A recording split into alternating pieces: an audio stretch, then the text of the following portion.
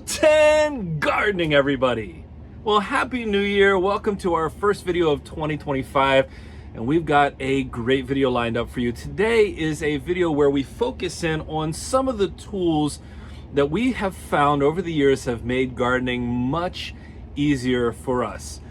And I want to say this at the beginning of the video because I know you don't always make it through the entire video, but if you come up with a tool that's not on our list, one that you have a lot of experience with that you think makes gardening easier, go ahead and let us know what it is in the comments. That way our community can read about your experiences. Now today's video is focused solely on tools that we own, that we use on a regular basis in our garden, both indoors and outdoors in some cases.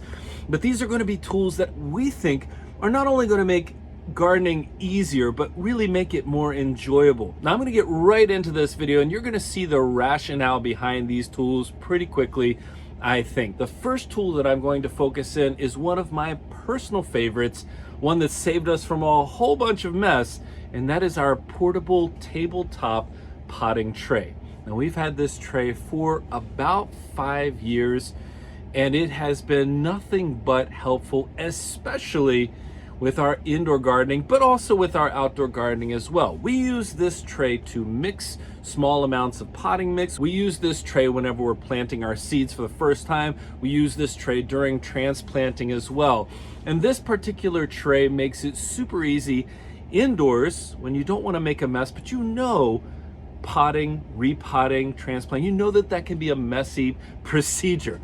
It keeps us from making a mess all over the place because cleaning up soil. Now granted, in our growing space indoors, our floor is concrete, and so it's not the hardest to clean up, but we can use this in an area in our upstairs area if we wanted to. We'd have to be a little bit careful, but we wouldn't have to worry about making a mess in a carpet, etc. This is an incredibly useful tool. It's very lightweight. It is portable. That's in the name. Port means carry, so you can carry it around. So we can use this wherever we need it, indoors, outdoors, etc. And as I was looking online to find our exact model, because I want to give links for any of these items that I talk about today, links where you can purchase them.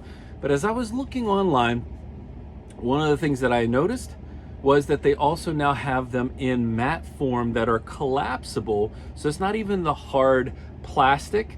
It makes it a little bit easier probably for storage and even moving it around, maybe a little bit bigger space. So I'm going to show you both of those right now, but I'm going to focus in on the fact that we have the plastic one. They're inexpensive, and you have the opportunity then to make a far smaller mess than you otherwise might. So that's our first tool that makes gardening much easier. All right, the next item on our list is one that actually costs a little bit more, and it comes in a variety of shapes and sizes, but it can be incredibly useful, and in the long term can actually end up saving you money and certainly end up saving you plastic, and that is our soil blockers. And we have a couple of different soil blockers. I've done a video in the past where I've shown you how we make the soil blocks, etc. So I'll put some of the footage of that in here as well. But the soil blockers are a great way if you don't want to spend money every single season on new pots, if you don't want the challenge, I guess is a good way of putting it, the challenge that can happen when you're transplanting and you're having to be very careful with the roots, etc. of the plant, making sure if you get something root bound, you're essentially removing that problem because the roots themselves will air prune, which means that they won't have that same balled up effect. And it just makes that transplantation process easier as well. All you have to do is to take that soil block and put it into whatever pot, container, raised bed, in-ground, what have you. There's a lot less stress on the plant that way. And so we would argue that the soil blockers can be incredibly useful and make the transplantation process much easier. I will have to admit, it takes a little bit of getting used to making really good soil blocks, but it's not that hard, and that challenge is far less than some of the other challenges when it comes to transplantation, etc. So that's why a soil blocker is second on our list. Now I've been talking a good bit about seeds and seedlings, etc. And so I'm going to move on to our third item, and this might be the most controversial because I've done videos on this item before, and sometimes people think it looks amazing, sometimes people have their own tricks to do this. What I'm going to say is that this tool has been incredibly useful for us when it comes to planting, and that is the seeding square. That seeding square, it's a 12 by 12 inch tool that enables you to be precise in an easy way, in my opinion, when it comes to planting your fruits and vegetables. It's a tool that comes with a guide to talk about spacing of your plants and a little tiny orange scoop that enables you to drop the seed or seeds that you need in each of the holes at an appropriate distance or spacing between each of the other plants. Now, this tool has saved us wasting seeds in the past. It's made us be a little more precise. It does, in some cases, perhaps take a little bit longer to plant seeds using this method. And you might think to yourself, well, that doesn't sound easier. But the thing is, just because it takes a little bit longer in the intro doesn't mean it doesn't save time in the long run. We do less thinning as a result of using the seed square. We can be more precise. For those of you that have a smaller garden like we do, a smaller space to garden in, and you do things like square foot gardening, this can be an incredibly useful, and I would argue relatively inexpensive tool in order to give you a better chance at planting an optimal amount of vegetables in a given space. It's a tool, I think it's probably the tool that we've had the longest out of all of the tools that I'm going to mention here, and we use it every single season. And so that's something to keep in mind, I would argue. Again, there's going to be links to all of this in the description. If you've never seen or tried the seeding square before, we highly recommend this as a tool to make your planting just a little bit easier. Now, a lot of times in lists like this, I would argue that maybe we're saving some of the best for last, or maybe we're putting the ones that are the best at the beginning, but that's not actually how this list works at all, in my opinion. Each of these tools brings their own benefit for their own reasons. And so it's not like I'm saving any or doing this in any particular order based on my favorites, except I will say that as I get older, one aspect of gardening becomes a little bit more challenging. And that is, while I'm gardening, I'm constantly bent over, if it's picking weeds, if it's planting outdoors, or I'm kneeling down when it comes to harvesting, etc. And I don't have the knees of a young person. And so I will say that this next item, which is a garden kneeler and bench, has been one of my favorite items that we've had in the garden for a long time. And I actually got this as a present for Mother's Day for my wife. And I think she said to me at one point that this was the most useful thing that I had gotten her. I don't know if that's a good thing or a bad thing, but a garden kneeler and bench gives you some options. It gives you the options of sitting on the bench whenever you need a space just above the ground. If you're working, let's say you have the portable soil tray on your lap and you're sitting on the bench and you're doing work, that's fantastic. On the flip side of this, and there are plenty of different designs, but on the flip side of the one we have, it has a nice foamy place for you to kneel so that it doesn't wreck your knees when you're outside working in the garden.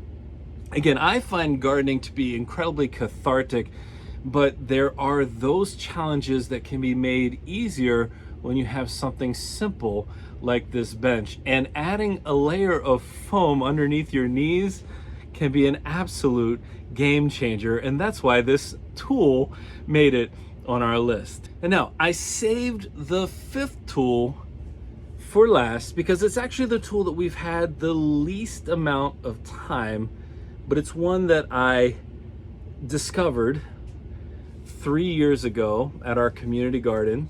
The first season that we opened up our community garden, I saw this Stero. It was the first time I had ever really used a Stero. I'd seen it like in commercials or what have you, probably years ago, but the first time I had ever used a Stero, and for those of you that don't know what it is, you can see it on the screen in front of you. But the Stero we bought last season, it's something I had wanted. I decided finally I'm going to spend the money, I'm going to get this thing.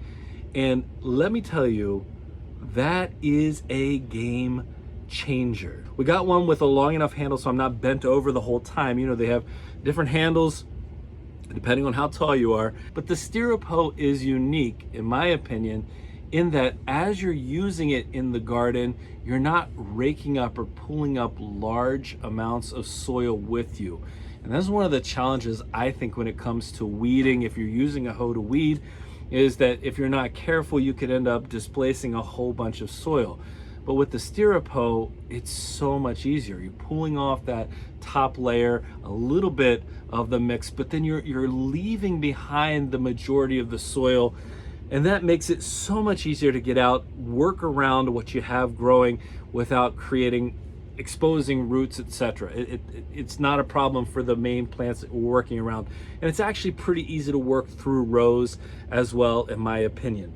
It is, and I've used a lot of different types of gardening hoes, but this is my favorite one. It serves a specific purpose. It's not something that you'd use to make rows with. That's a different kind of gardening hoe. But it is, for weeding purposes, helpful for those of you who can't sit down and do the weeding by hand, or you have too big a space to do that. By the way, I do love weeding, especially if I have something to kneel down on. I love weeding by hand, but this Stero hoe makes a huge difference. Well, there they are. That's such a simple list, but 5 items that we have used extensively that we would argue make gardening so much easier. And again, we can say that from experience. Now, there are plenty of other tools that we have used that I could have put on this list for sure. I have no doubt about that. I mean, the fact that we've used pH meters, soil moisture meters, we've used, well, I could go down this list for too long, but I picked the 5 that I picked, and this is where you come in. We would love to hear from you. What tools did we leave off this list? What tools should we have added?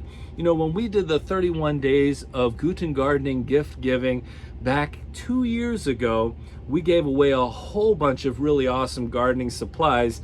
Some of those we still haven't purchased here, but we know would be very helpful, like the Hori Hori knife, which I've heard amazing things about.